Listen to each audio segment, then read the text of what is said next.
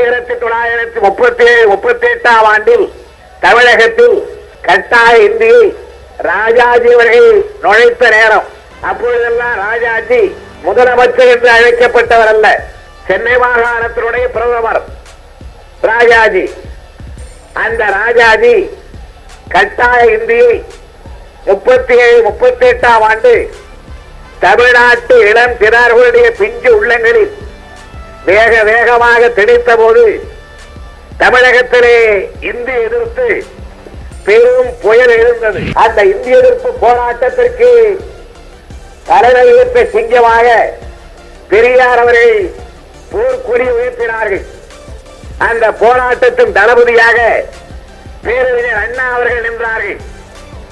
புலவர் பெருமக்கள், பண்டித பெருமக்கள், தமிழர்கள் அனைவருமே அந்த பெரும்படையிலே தங்களை எல்லாம் அணைத்துக் கொண்டார்கள்.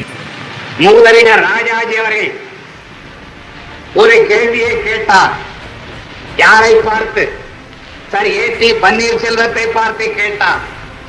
ஏதோ தமிழ்நாட்டிலே இந்திய எதிர்ப்பு என்கிறீர்களே, இந்திய எதிர்ப்பவர்கள் யார்? ரெண்டு பேர் தான். ஒருவர் ராமசாமி நாயக்கர், இன்னொருவர் பசுமலை சோமசுந்தர பாரதியார்.